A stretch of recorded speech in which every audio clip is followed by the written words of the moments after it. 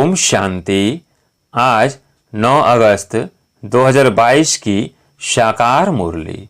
आज बाबा ने कहा, मीठे बच्चे, स्वीट बाप आया है तुम बच्चों को इस कड़वी दुनिया से निकाल स्वीट बनाने, इसलिए बहुत बहुत स्वीट अर्थात मीठे बनो।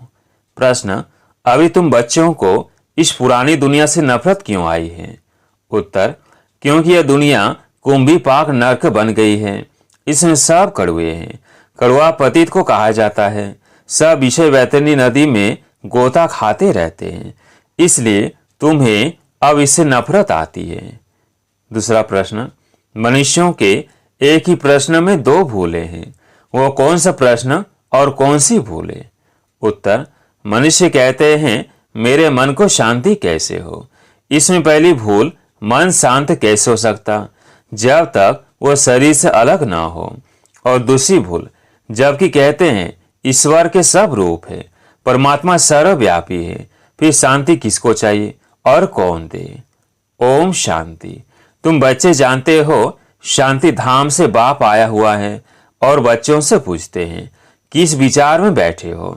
तुम जानते हो बाप स्वीट होम शांति धाम से आए हुए हैं सुख धाम ले जाने के लिए। बाप कहते हैं अब तुम अपनी स्वीट होम को ही याद कर रहे हो या और कुछ भी याद आता रहता है?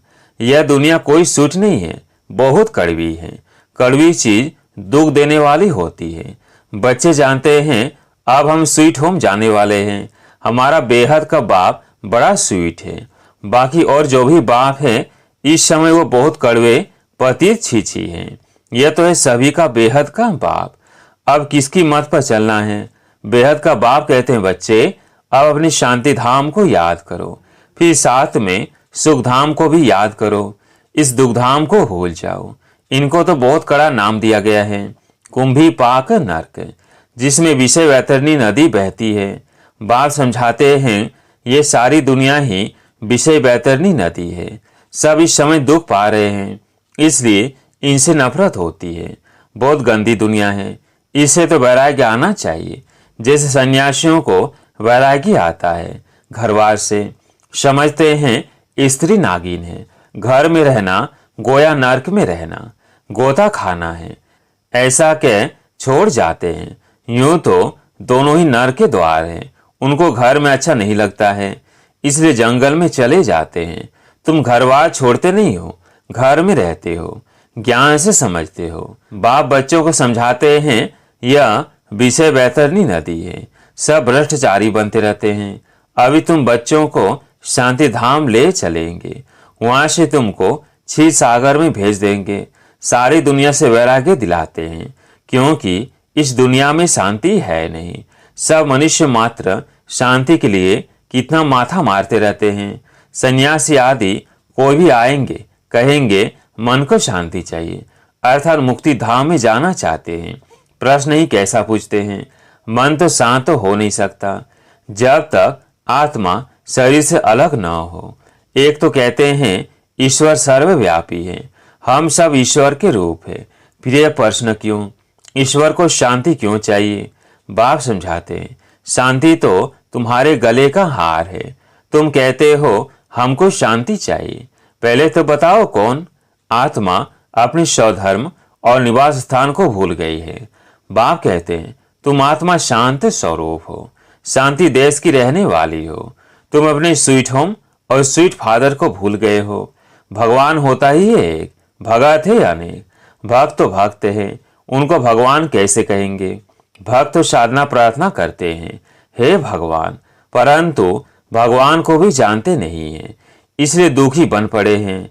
अभी तुम समझ गए हो कि असूल में हम शांति धाम के रहवासी थे, फिर सुख धाम में गए, फिर रावण राज्य में आए हैं। तुम और रावण पाठ बजाने वाले हो। पहले तुम सतयुग में थे, भारत सुख धाम था, अभी तो दुख धाम है। तुम आत्माएं शांति धाम में रहती हो, बाप भी वहीं रहते हैं। बाप की फिर महिमा है पतित पावन, ज्ञान का सागर है। पावन बनाते हैं ज्ञान से, ज्ञान का वो सागर है, इसलिए ही उन्हें पुकारते हैं। इससे सिद्ध है यहाँ ज्ञान नहीं है। जब ज्ञान सागर आए, उससे ज्ञान नदियां निकले, तब ज्ञान स्नान करे। ज्ञान सागर तो एक ही परम पिता परमात्मा को कहा जाता है।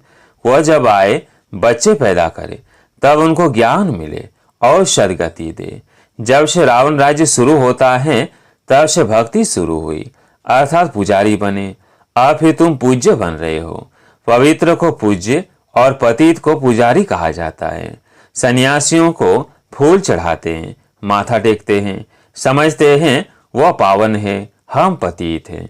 बाप कहते हैं इस दुनिया में पावन कोई हो नहीं सकता, यह तो विषय वैतरणी नदी है। क्षीर सागर विष्णुपुरी को कहा जाता है, जहां तुम राज्य करते हो। बाप कहते हैं बच्चे, अपने को आत्मा समझो और स्वीट होम को याद करो। कर्म तो करना पड़ता है। पुरुषों को धंधा धोरी, माताओं को घर संभालना पड़ता है। तुम भूल जाते हो, इसलिए अमृत वेले का टाइम बहुत अच्छा है, उस समय याद करो। सबसे अच्छा समय है अमृत वेले का, जबकि दोनों फ्री हैं। यूं तो शाम को भी समय मिलता है, परंतु समझो उस समय कोई थके रहते हैं। अच्छा भला आराम करो, सवेरे उठकर याद करो, हम आत्माओं को बाप आए हैं ले जाने। अभी 84 जन्मों का पाठ पूरा हुआ। ऐसे ख्यालात करने चाहिए। तुम्हारा सबसे अच्छा कमाई का समय सवेरे है।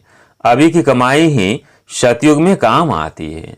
अभी तुम बाप से बरसा पाते हो, वहां धन की कोई तकलीफ नहीं, कोई फिक्रात नहीं। बाप तुम्हारे इतनी झोली भर देते हैं, फिर कमाई के लिए फिक्र नहीं रहता है। या मनुष्यों को कमाई की कितनी फिक्रात रहती है। बाबा 21 जन्मों के लिए फिक्रात से छुड़ा देते हैं। तो सवेरे सवेरे उठकर ऐसे ऐसे अपने से बातें करो। हम आत्माएं परम धाम की निवासी हैं, बाप के बच्चे हैं। पहले पहले हम स्वर्ग में आते हैं, बाप से बरसा लेते हैं। बाप कहते हैं 5000 वर्ष पहले तुम कितने माला माल थे, भारत स्वर्ग था। अब तो नरक दुग्धाम है।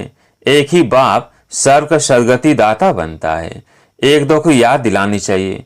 सतयुग में सिर्फ भारत था, उसको स्वर्ग जीवन मुक्त कहा जाता है, नरक को जीवन बंद कहा जाता है। पहले सूर्यवंशी चंद्रवंशी राज्य था, फिर वैश्य शूद्रवंशी राज्य हुआ है। आसुरी बुद्धि होने के कारण मनुष्य एक दो को दुख देते हैं। हर एक को लौकिक बाप भी बच्चों का सर्वेंट बनते हैं। विकार में जाकर बच्चे पैदा करते हैं, उन्हों की संभाल करते हैं, फिर उन्हों को नरक में ढकेल देते हैं। जब वो विषय वैतरणी नदी में गोते खाने लगते हैं, जिसमें बाप खुश होते हैं, तो भोले हुए ना। यह पारलौकिक बाप भी भोला है, बच्चों का सर्वेंट है। वो लौकिक बाप बच्चों को नरक में डाल देते, ये शांति धाम स्वर्ग में ले जाते हैं। मेहनत तो करते हैं ना, कितना भोला है। अपना परम धाम छोड़कर आए हैं। देखते हैं आत्माओं की कितनी दुर्गति हो गई है। मेरे को गाली ही देते रहते, मुझे जानते नहीं। मेरे रथ को भी गाली दे, कितने झूठे कलंक लगा दिए हैं। तुम्हारे पर भी कलंक लगाते हैं, श्री कृष्ण पर भी कलंक लगाते हैं। परंतु कृष्ण जब गोरा है तब कोई कलंक लग नहीं सकता, जब सांवरा बनता है तब कलंक लगता है। जो गोरा था वही सांवरा बना है, इसलिए कलंक लगता है। गोरे पर तो कलंक लग ना सके। आत्मा पवित्र से जब अपवित्र बनती है तब गाली खाती है। यह ड्रामा बना हुआ है। मनुष्य बेचारे कुछ समझ नहीं सकते हैं, बहुत मूंझते हैं। पता नहीं यह किस प्रकार का ज्ञान है। शास्त्रों में तो यह है नहीं, यह भूल गए हैं। शिव शक्ति भारत माताओं की सेना ने क्या किया था। जगत अम्बा को शिव शक्ति कहते हैं ना। उनके मंदिर भी बने हुए हैं, देवाया मंदिर भी है। दिल लेने वाला तो एक शिव बाबा ही हुआ ना। ब्रह्मा भी है, फिर जगत अम्बा, और तुम कुमारियां भी हो, महारथी भी हो।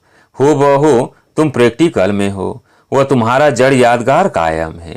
यह जड़ यादगार खत्म हो जाएंगे, फिर तुम सतयुग में होंगे। वहां यह यादगार आदि होते नहीं। 5000 वर्ष पहले भी ऐसे बैठे थे, यादगार बना था।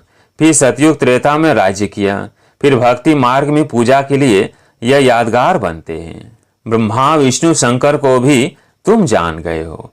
विष्णु सो ब्रह्मा, ब्रह्मा सो विष्णु। 84 जन्म लगते हैं। अभी फिर तुम पुरुषार्थ करते हो। फॉलो मम्मा बाबा को करना चाहिए। जितना पुरुषार्थ करेंगे उतना गोरा बनेंगे। पति से पावन बनने का पुरुषार्थ कितना सहज बाप सिखलाते हैं। बाप को और स्वीट होम को याद करते रहेंगे तो तुम स्वर्ग के मालिक बन जाएंगे। यह टेव आदत डालनी है, सवेरे उठ याद करने की। फिर जब पक्के हो जाएंगे तो चलते फिरते याद रहेगी। हमको तो स्वीट होम और स्वीट राजधानी को याद करना है। पहले हम शतो प्रधान बनेंगे, फिर सतो रजो तमो में आएंगे। इसमें कोई संशय उठ नहीं सकता। मुझने की बात नहीं, पवित्र रहना ही है। देवताओं का भोजन भी कितना पवित्र होता है, तो हमको भी बहुत परहेज में रहना चाहिए। इसमें पूछने की बात भी नहीं रहती। बुद्धि समझती है एक तो विकार सबसे खराब है, दूसरा शराब कबाब नहीं पीना है, बाकी लहसुन प्याज आदि की और पतित के भोजन की दिक्कत पड़ती है। बाप समझाते हैं पवित्र भोजन तो कहीं मिलेगा नहीं सिवाय ब्राह्मणों के। बाप की याद में रहना पड़े। जितना तुम याद में रहेंगे तो पावन बन जाएंगे। बुद्धि से समझना होता है। हम अपने को किस युक्ति से बचाते रहें। बुद्धि से काम लेना है, गृहस्थ व्यवहार में भी रहना है। इसलिए लौकिक से भी रिश्ता रखना है, उन्हों का भी कल्याण करना है, उन्हों को भी यह बातें सुनानी है। बाप कहते हैं पवित्र बनो, नहीं तो सजाएं बहुत खाएंगे और पद भी भ्रष्ट हो जाएगा। माला पास हुई तो ऑनर की बनी हुई है। अभी सबके क्यामत का समय है। सबके पापों का हिसाब किताब चुकतू होना है। बाबा ने समझाया है यहाँ से ही विकर्म भस्म होंगे। इसमें ही मेहनत है। ज्ञान तो बड़ा सहज है।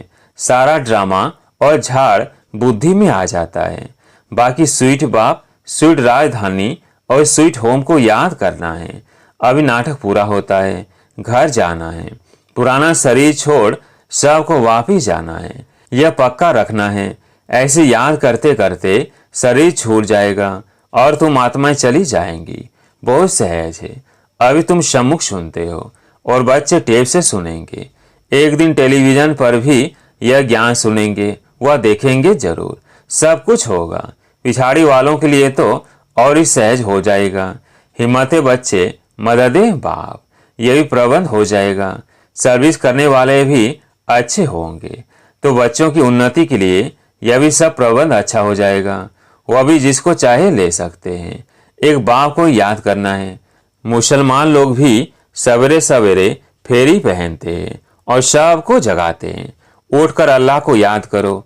यह समय सोने का नहीं है। वास्तव में ये अभी की बात है। अल्लाह को याद करो क्योंकि तुमको वैश्त की बादशाही मिलती है। वैश्त को फूलों का बगीचा कहा जाता है।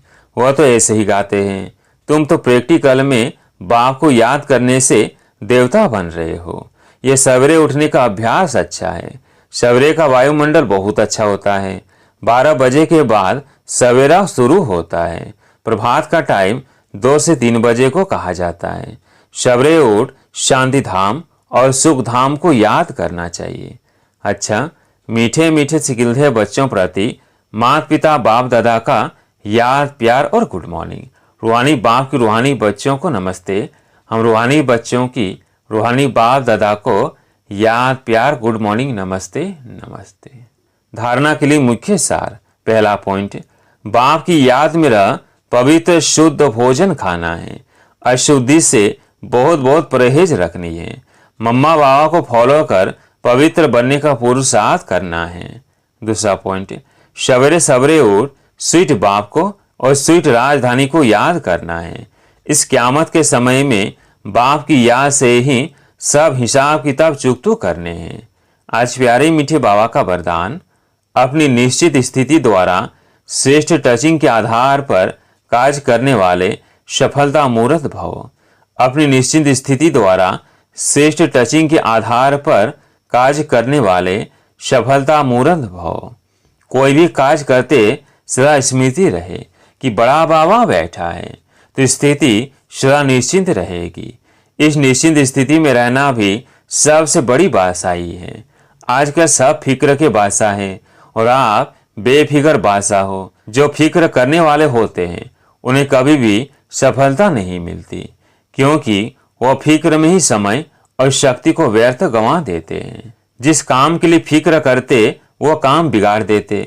लेकिन आप निश्चिंत रहते हो, इसलिए समय पर श्रेष्ठ टचिंग होती है और सेवाओं में सफलता मिल जाती है। स्लोगन: ज्ञान स्वरूप आत्मा वह है जिसका हर संकल्प हर सेकंड समर्थ है। ज्ञान स्वरूप आत्मा वह है जिसका हर संकल्प हर सेकंड समर्थ है। अच्छा, ओम शांति।